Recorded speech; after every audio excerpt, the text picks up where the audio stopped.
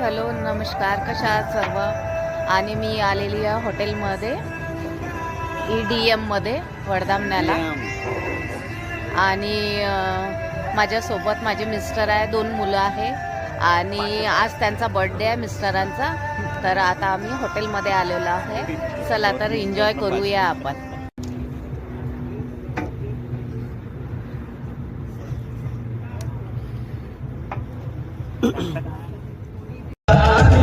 सब मुश्किल है, इसमें सब